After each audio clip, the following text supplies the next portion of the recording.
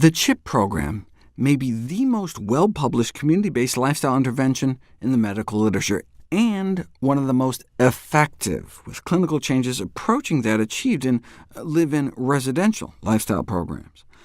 Encouraging people to transition towards a more whole-food, plant-based diet achieved blood pressure benefits that were greater than those reported with the DASH diet, and comparable with the results in blood pressure-lowering drug trials.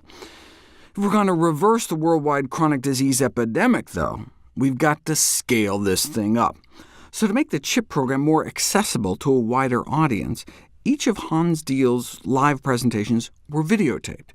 Then you could just have a volunteer facilitator get people in a room, watch the videos, help foster discussion. When it comes to safe, simple, side effect-free solutions like a healthier diet and lifestyle, you don't need to wait for a doctor to show up and give a lecture.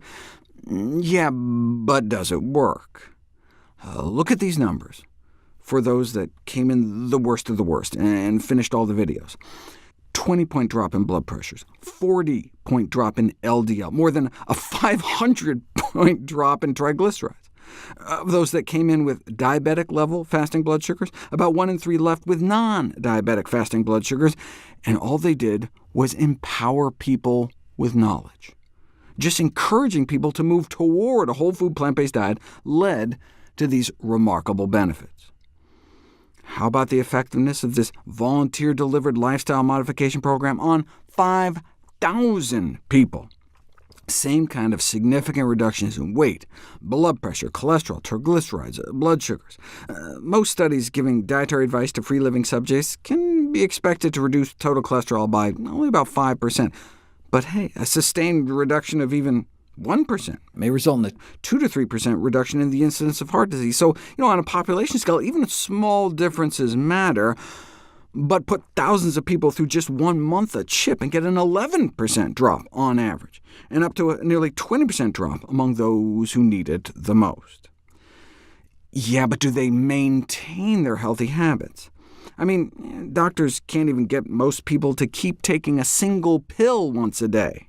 How effective is a volunteer-led video series going to be at getting people to maintain a change of eating habits?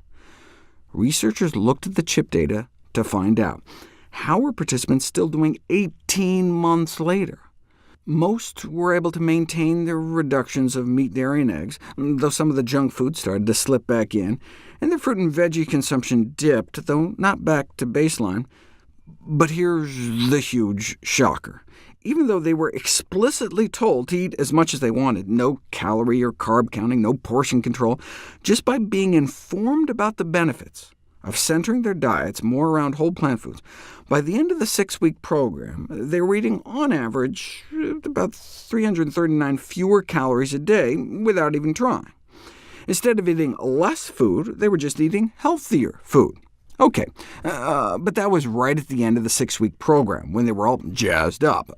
Where were they 18 months later? Anyone familiar with weight loss studies knows how this works. You can excite anyone in the short term to lose weight using practically any kind of diet, but then 6 months later, a year later, they tend to gain it all back, or even more. Yeah, they were eating about 300 calories less a day during the program, but 18 months later, we're only eating about 400 calories less? Well, wait, what kind of diet can work even better the longer you do it? A whole food, plant-based diet. Many weight loss programs restrict calorie intake by limiting portion sizes, which often results in hunger and dissatisfaction, contributing to low compliance and weight regain. But the satiety-promoting, all-you-care-to-eat, plant-based whole food dietary approach may be the secret weapon towards sustainable weight loss.